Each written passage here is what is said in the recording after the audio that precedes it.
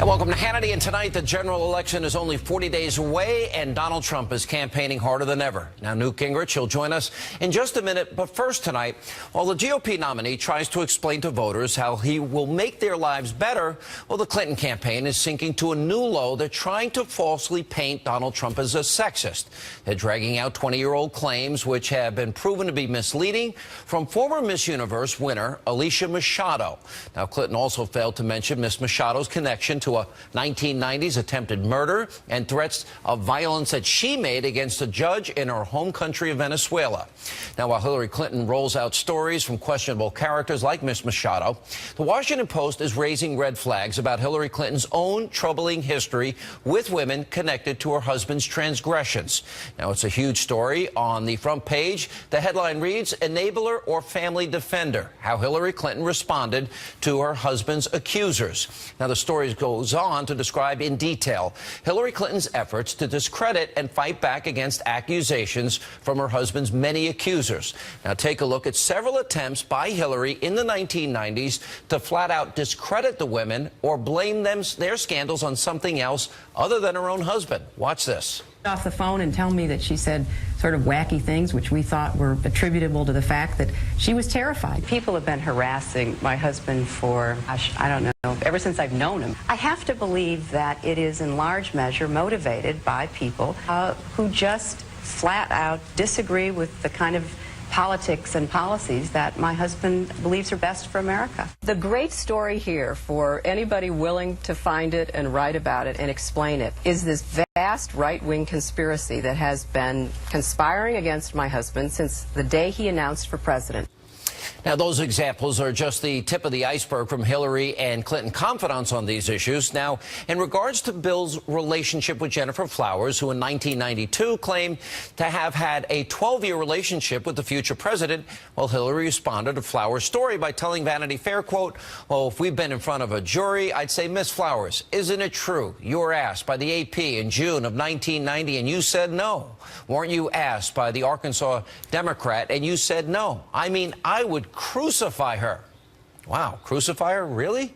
Now, in the case of former White House intern Monica Lewinsky, who Bill Clinton originally lied about having a sexual relationship with, Hillary Clinton had a less than flattering nickname for her, according to a journal entry from a friend, Diane Blair, that was made public. Now, Blair described Hillary's reaction to the Lewinsky scandal as, quote, well, she says to his credit that he tried to break it off, tried to pull away, tried to manage someone who was clearly a narcissistic Looney Tune, but it was beyond control.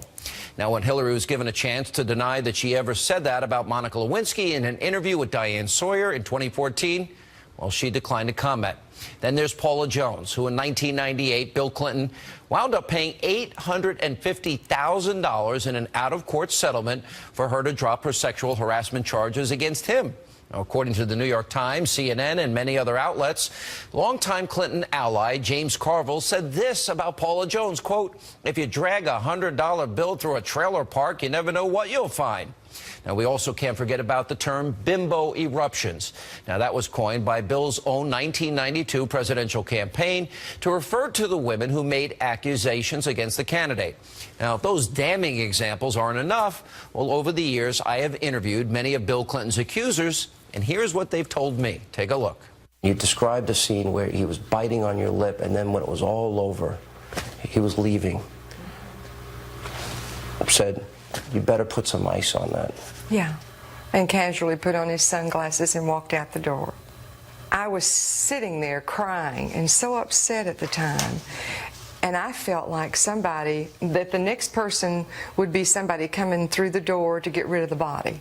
You met Hillary Clinton. Yes. She held on to my hand and she said, "Do you understand everything that you do?" I mean, cold chills went up my spine. That's the first time I became afraid of that woman. You interpret that to mean she knew about the incident? I certainly do. And thank you for keeping quiet. On the eve of your testimony in the Paula Jones case, you lost your cat, and there was somebody who came up to you, a stranger. He approached me one morning. he alluded to the fact, he alluded to my cat by name in past tense. He said, how is that? He was a nice cat. He said that Bullseye was a nice cat. And that was a direct threat, you believe, on the eve of your testimony to let you know the cat's gone. That was followed by, how are your children? And he named them by name. That was followed by the naming of very dear friends to children. That was followed by, did you ever get those tires fixed? I had 3 out of 4 tires of my car flattened by a nail gun. Hillary claims to be and wants us to think that she's a champion of women's rights, she's a women's advocate, she's a feminist.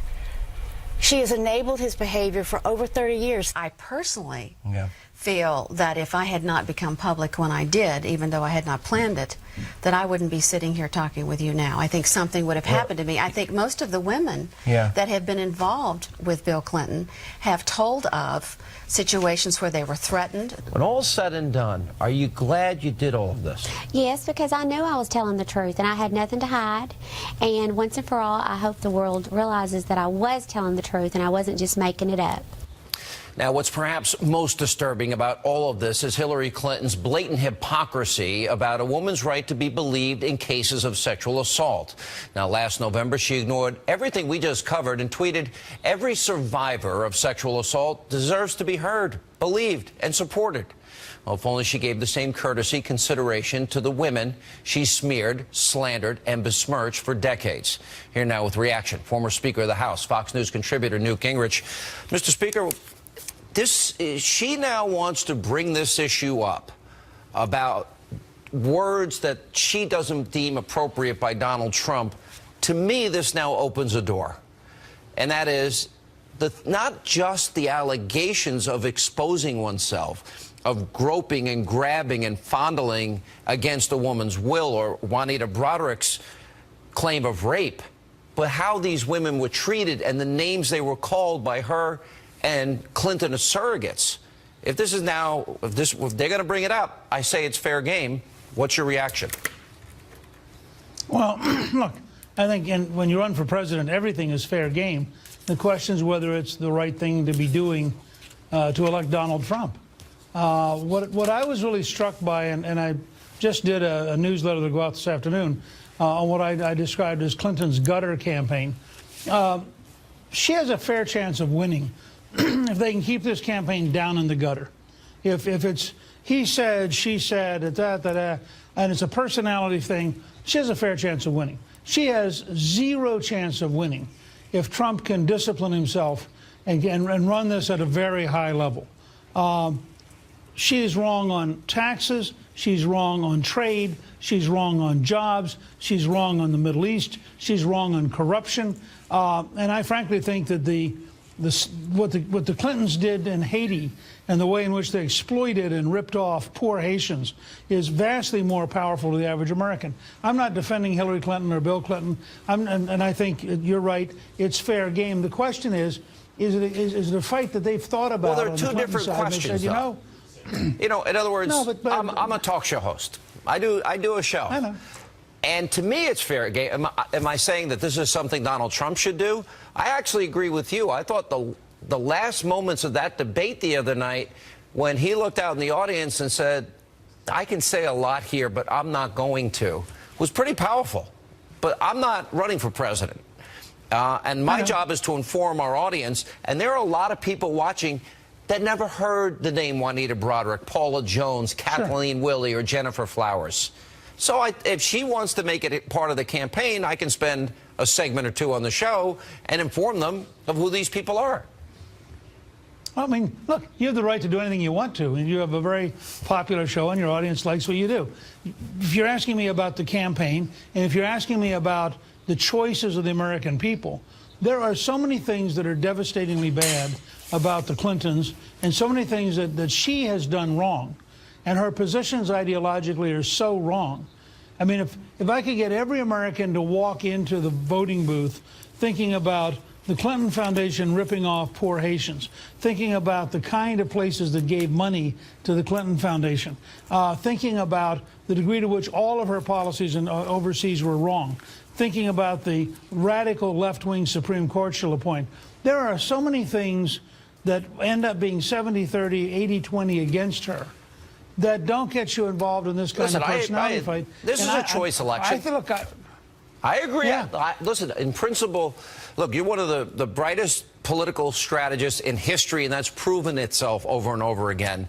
I think this election is a choice election. You mentioned the Supreme Court. Yeah, pay to play is a big issue. The Clinton Foundation, emails, lying, Benghazi, the Iranian deal, creating a vacuum for ISIS in Syria and Iraq, saying radical Islam, the economy, energy, education, immigration, vetting refugees, all of that's important. That's the choice in the election. But it's also, to me, how do you claim the mantle to be champion of women's rights and act that way to those women, and then take money from Saudi Arabia that abuses women, kills gays and lesbians, and persecutes Christians and Jews? That question hasn't been asked by anybody yet. Right. And I think, look, I think 2 segments or 3 segments going country by country over how they treat women, how they treat gays and lesbians, how they treat Christians and Jews, how much money they gave to the Clintons, or, and as you mentioned briefly, looking at the uranium deal and the amount of money Bill Clinton made for their personal family out of that kind of deal, where the Russians were clearly paying them off.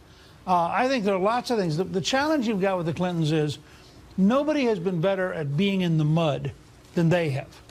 And they can live in the mud. For some reason, they've acquired this skill that if they can just get it down there and get dirty enough, the people get disgusted, and in disgust, they might be able to win.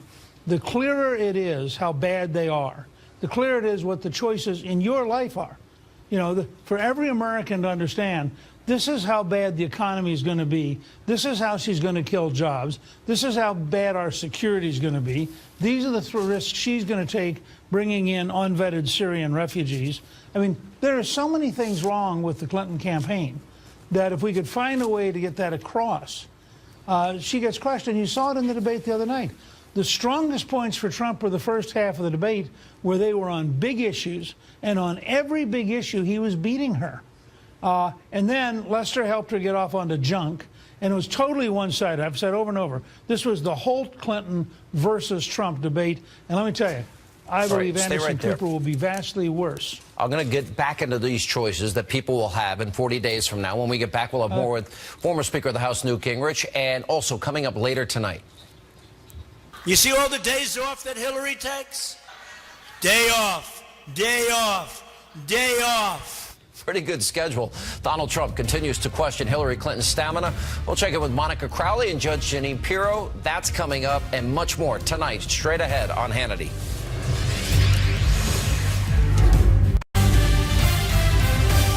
Welcome back to Hannity. So Donald Trump was in New Hampshire earlier today explaining to voters in the Granite State why he should be the next president. Here are some of those highlights.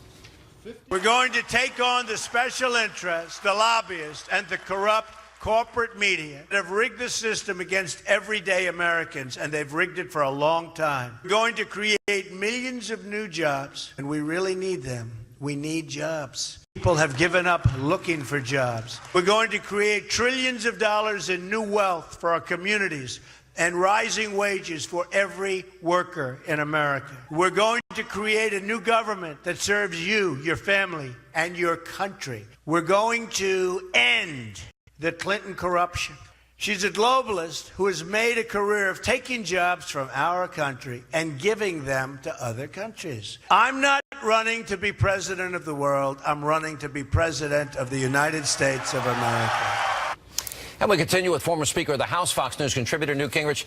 I want to go into your advice for the next debate, because to me it's pretty fascinating. I made a list of everything that I could think of that wasn't brought up. Pay to play, the Clinton Foundation, Hillary lying about emails, taking money from corrupt governments that abuse women, gays, lesbians, Christians, and Jews like Saudi Arabia, immigration in the wall, vetting refugees, why she won't say radical Islam, energy independence, Obamacare, keep it or leave it, the Iranian deal, creating the vacuum for ISIS. They got into a little bit. Benghazi never came up.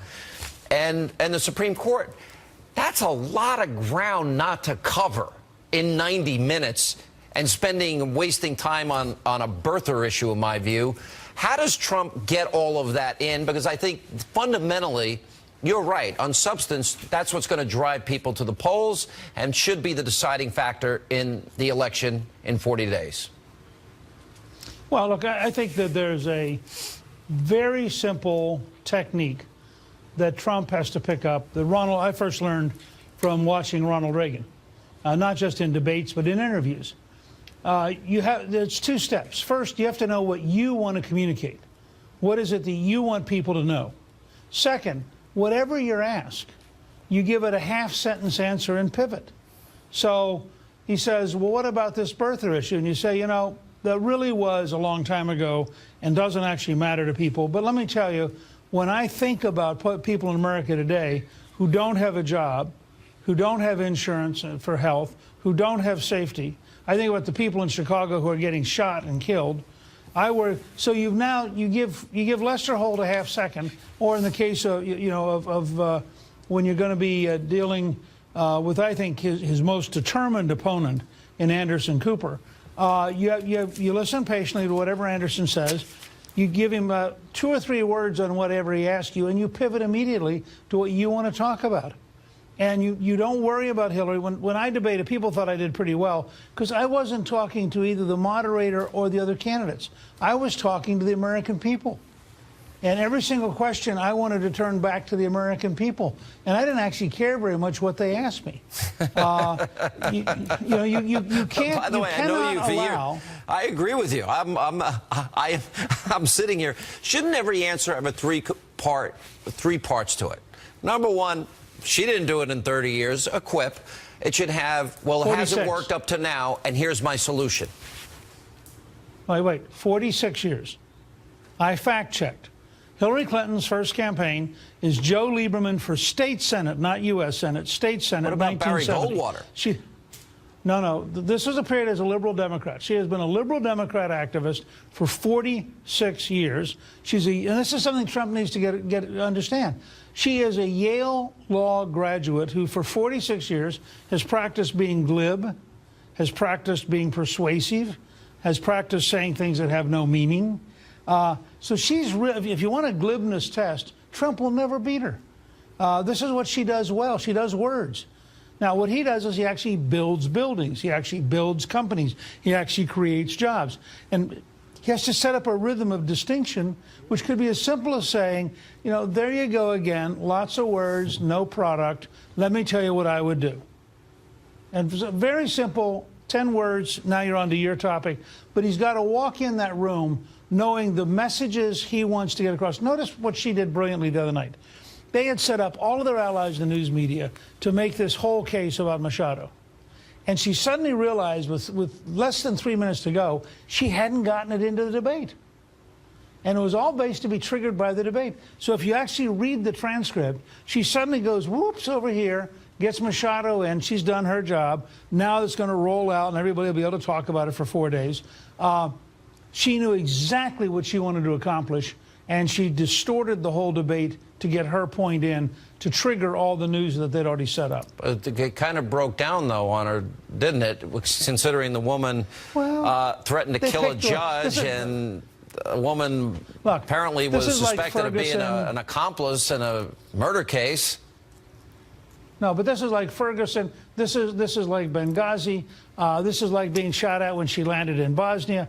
The truth is that they picked. I came under sniper fire and got met with flowers. That lie. Yeah. So here's the deal. They're in the tail end of liberalism's great victim period. They're finding victims who aren't very attractive. They're not. They turn out to be not real. I mean, Ferguson is an example. When you got done with it, what happened in Baltimore, where every single policeman kept getting exonerated because the prosecutor was wrong, and the whole story the media bought was wrong. And so here's another example. Here we trot somebody out. She's supposed to be the perfect victim. Turns out there are a few flaws in it. I mean, she did threaten a judge, apparently, with killing him. She was accused of being the driver of the getaway car in a murder. I mean, little things, not big things, but things that sort of make her less victimish than you'd like. And as you played on the radio show today, I thought it was a great clip. Here's Donald Trump when you go back to, remember, you're talking about 20 years ago. When you go back 20 years ago and you actually listen to Trump talking about her, he's talking about her in a very compassionate and serious way with the reporters and saying, look, you know, we really want to help her and she's got a challenge and it's really important to Miss Universe and she's beautiful. And I thought the clip of him today would have answered for any reasonable person how totally phony the Hillary Clinton attack was. Well, we like to do the media's job. That's what we get paid to do. Mr. Speaker, you think he's going to win? Oh, yeah. I think in the end, people are going to look at high taxes, low taxes, no jobs, good jobs, terrible trade deal, good trade deal, weak foreign policy, strong foreign policy, and they're going to say, no, I'm not doing it again. All right, Mr. Speaker, thanks for being with us. I agree with you. And coming up next, tonight, right here on Hannity. The wealthy donors who want to shut down American energy, they're donating to Hillary Clinton. Follow the money. Donald Trump continues to go after Hillary Clinton for her numerous corruption scandals. We'll check in with Monica Crowley, Judge Jeanine Pirro. They'll weigh in. And then later, Hillary Clinton is struggling with millennial voters. Charles Hurt, Lisa Booth. They weigh in on that and much more tonight, straight ahead, right here on Hannity. You see all the days off that Hillary takes? Day off, day off, day off. All those day offs. And then she can't even make it to her car. Isn't it tough? All those day offs, right? Boom. You ever see her chart? She won't be campaigning today. Won't be campaigning today. This is day in, day out. And I'm campaigning. I'm saying, what's going on? Donald Trump yesterday knocking Hillary Clinton's campaign schedule and her stamina. Earlier today, he also went after Clinton's long history of corruption. Let's take a look. Everything you need to know about Hillary Clinton, sometimes referred to as Crooked Hillary, can be understood with this simple but very important phrase: follow the money. The wealthy donors who want to shut down American energy, they're donating to Hillary Clinton. Follow the money. The special interests who want to open borders are donating to Hillary Clinton. Again, just follow the money. All right, here with reaction, Fox News contributor Monica Crowley, the host of Justice, Judge Jeanine Pirro. If you were the Attorney General, why are you laughing? You know what I would do. Go ahead, but I want to hear the question. You would put her in jail. Without a doubt. You do not have the right to violate the law, put the security of this nation in jeopardy, lie to the American people about it over and over again, meet with the FBI where all the rules are thrown to the wind, and then, you know, say to the American people, I should be your president. Really? This is, you know, people talk about two systems of justice for, you know, one for African Americans and one for whites. I see two systems where people have power and money, and then the ordinary American, irrespective of their color. If it was me who did the thing she did, I'd indict you. Of course I would. It's the law. We are a nation of laws. I would hire you as my defense attorney first. Yeah, but Lady Justice is blind. What are we Lady teaching? Justice is not blind. Well, she peeks through the bandages now and then. I know. You stood up for Comey way before. I did. Because I worked with him and I loved him. And so when I say I'm disappointed, you've got to know that it kills me to talk about it, because I was up front saying what a great guy he was. I am so disappointed. On my show this weekend, I'm going to go after him.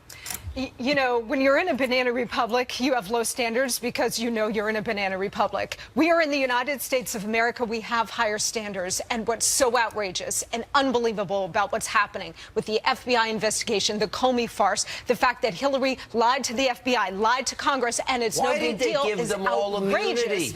Everybody got immunity. That is a huge question that needs to be asked. I'll answer it. But here's the overall point.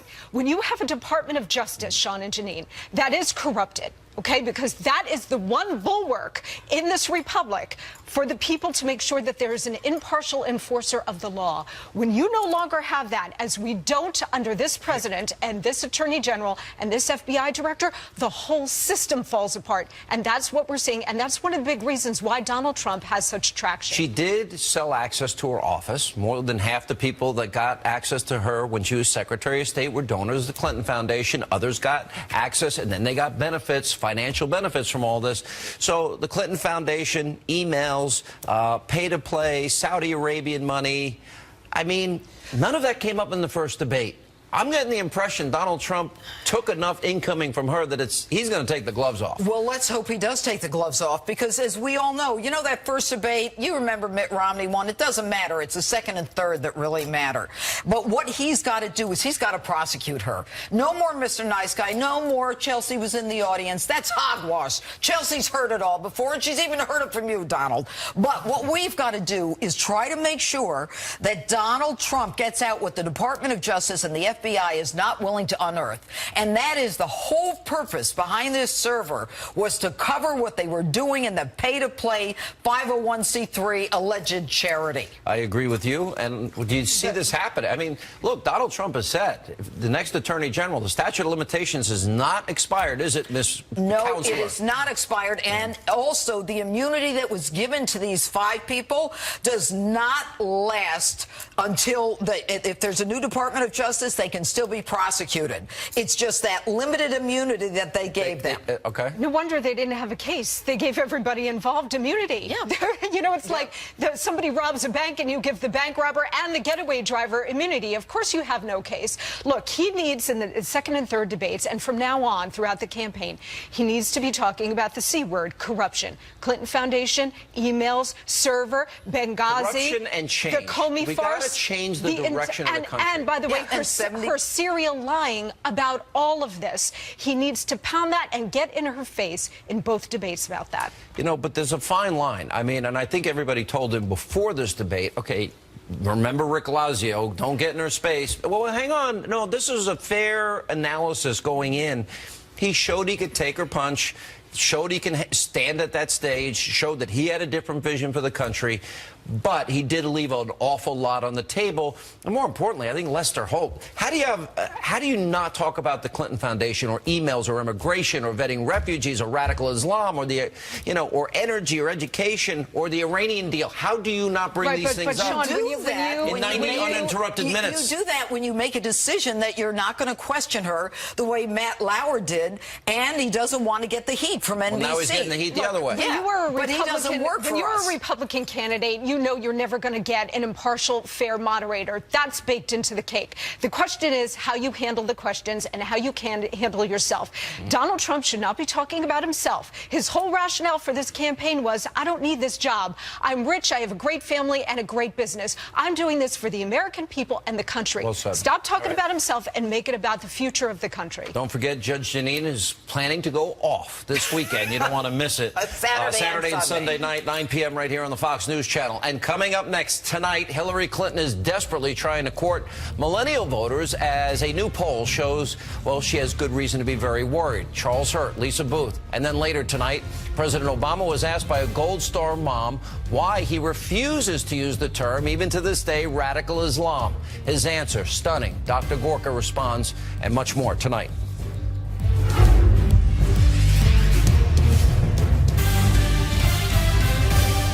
Welcome back to Hannity. So with just 40 days until Election Day, Hillary Clinton is desperately trying to court millennial voters. Now, yesterday, First Lady Michelle Obama and Senator Bernie Sanders, they were out on the campaign trail for the Democratic nominee. Now, Clinton's counting on this group to turn out for her this November like they did for President Obama in the last 2 elections. But Clinton has good reason to be worried. According to Gallup, only 47% of those aged 18 to 34 say they'll definitely vote this election. That's way down from 2008, when 74% said they'd vote in that election. Here now with reaction, Washington Times, from the Washington Times, Charles Hurt, from the Washington Examiner, of course, a contributor, Lisa Booth. Guys, good to see you. Lisa, Hi, Sean. why the disparity? That's more than 25% down. Now, that's dramatic. It is dramatic, Sean, and I think the big problem for Hillary Clinton is the lack of a cohesive message. And this is a candidate who doesn't really believe in anything. I mean, what does she stand for? Why is she running outside of just wanting the power of the presidency? And you look at someone like President Obama, and even if you disagree with his policies, which we both do, he was a candidate who had a message, and that's what he ran on. Hillary Clinton does not. If you even look at the Democratic primary as well, Bernie Sanders trounced Hillary Clinton with young voters, and he did it because, again, even if you disagree with his policies, he had a message, and Hillary Clinton does not. Do you think that when she says free education, free school, free college, free daycare, free, Charles, that resonates with the younger generation, or maybe they're beginning to realize that the last president that accumulated more debt than the 43 other presidents before him combined, that's their debt. They're going to pay that back. They're going to have to work their entire lives to pay down that debt. Well, clearly that message resonated when Bernie Sanders was going around saying it, and everybody liked it. But that's the real problem, because, as Lisa says, people just don't believe that Hillary Clinton actually has any message whatsoever. Somebody had a great statistic the other day that a higher percentage of Americans believe in Bigfoot than believe in that Hillary Clinton is telling the truth about these things. But the problem with trotting out people like Michelle Obama and Bernie Sanders to these events is, yeah, they do draw some enthusiastic crowds, but they only remind people how unappealing and unenthusiastic Hillary Clinton is. But and the real terrifying thing for them... Yeah. Go ahead. I mean, she didn't do anything in that debate. She did nothing in that debate the other night to change that. She didn't win a single new voter out of that. I just, if you look at 1 in 5 American families, not a single person working. If you look at 12 million more on food stamps since Obama's president, 8 million more in poverty. And then you look at men 18 to 34.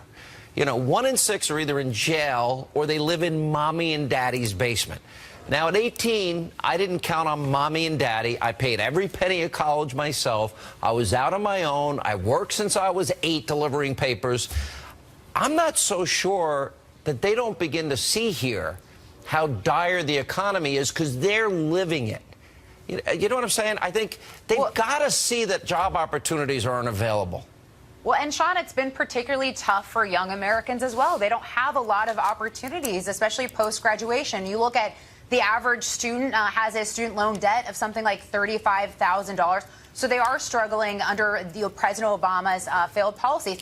But I also think Hillary Clinton's problem with connecting to young Americans is the lack of inauthenticity. I mean, this is a woman, as I mentioned before, who doesn't really stand for anything. This is a woman who has repeatedly lied to Americans. It's very transparent, and millennials see that. They don't trust her. They don't believe she stands for anything. And I think that is Hillary Clinton's, her biggest problem connecting with millennial voters is herself. I'll give you one example, Charlie Hurt. Do you know how many people want their kids to intern at the Fox News Channel? And we could take like 1 in 1,000. How many people apply for jobs, and there's so few that get hired? I mean, I think it's gotten so bad and so tough. And maybe that's why, and I know that people hate that I cite online polling, but when you see The Hill and you see Slate and Time.com, these are not mainstream conservative polling, or websites. And when they vote in a debate, after a debate so overwhelmingly for Trump, it's telling me something. It's more than just Trump's base, that I think people feel how bad things are, and that's what they're voting on. And we see that reflected in these rallies that he has, where he has 10,000, 20,000 people showing up, and Hillary Clinton can't even fill a little cafeteria room with supporters. But the one thing about this that I think is kind of depressing, though, is that a lot of these same problems we saw in 2012 when President Obama shouldn't have won re-election, and because all of these problems could be laid at his feet, and those very policies, and yet he somehow still got re-elected. I'll never understand that. All right, guys, I got to run, guys. We're just out of time, but I appreciate it. Thank you both. All right, coming up next tonight on this busy news night right here on Hannity. These folks think that and claim that they're speaking for Islam, but I don't want to validate what they do. President Obama asked by a Gold Star mom why he refuses to use the term radical Islam even to this day. Dr. Sebastian Gorka, he'll weigh in next tonight right here on Hannity.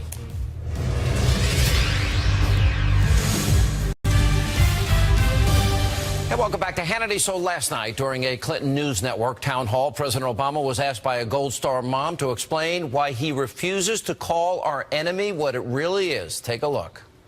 Why do you still refuse to use the term Islamic terrorist? The truth of the matter is that this is an issue that has been sort of manufactured, because there is no doubt, and I've said repeatedly, that where we see terrorist organizations like Al-Qaeda or ISIL, they have perverted and distorted and tried to claim the mantle of Islam for an excuse for basically barbarism and death.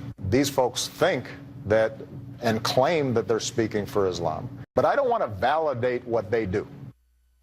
Here now with reaction, author of Defeating Jihad, The Winnable War, Dr. Sebastian Gorka. Dr. Gorka, I don't buy this, because if he can say ISIL, which, by the way, I say Islamic State, we got to talk about that, too.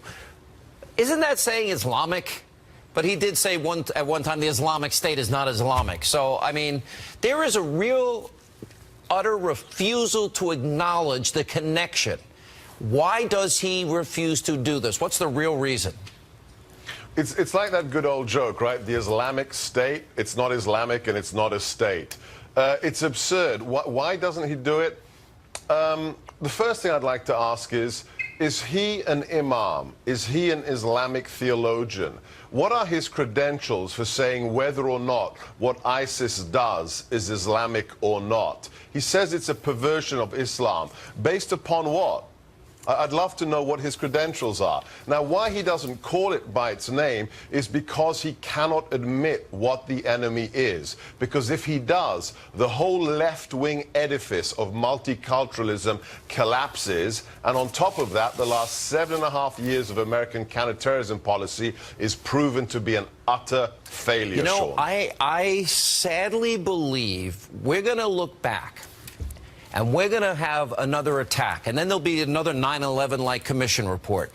And one of the things they're going to write about is a president and a presidential candidate's refusal to say radical Islam. And then we'll mention Belgium, and we'll mention Paris and the multiple attacks there. And then we'll mention Great Britain, and we'll mention Germany and migrants. Then we'll mention we wouldn't vet the refugees and listen to Comey and Clapper and Brennan and McCall and General Allen. And then we're going to mention Chattanooga and San Bernardino and Fort Hood and Orlando. And then we're going to say they were at war with us. We weren't at war with them. Do we ever learn from stupid mistakes? Because that's what we're being set up for here. Tell me that I'm wrong and I'll feel a lot better. I can't, Sean. That's why I wrote the book Defeating Jihad, because I'm as angry as you are about why we're losing a war after 15 years that we could have won within a matter of months. Let me quote to you what an unnamed student of mine said to me at National Defense University in his dissertation. He nailed it. He said, if the enemy can control what you're allowed to say about them, you've already lost the war. Sean, the enemy controls what we're allowed to say about them. It's as if you couldn't say the word Nazi during World War II. It's absurd. It's absurd, and it defies all logic and common sense and understanding of what's happening. Dr. Gorka, you get it. I hope maybe if Trump wins, you go work for him. I'd like to see you in that position. He has to win first, Sean. Thank you. 40 days, we'll know the answer to that question. And when we come back, we have a very important question of the day, and we need your help. That's straight ahead.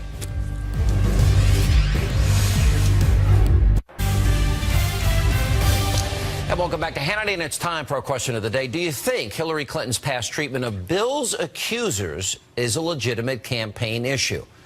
Why not? After what she tried to unload on Trump, accusing him of racism and sexism and everything under the sun? Yeah, fair game.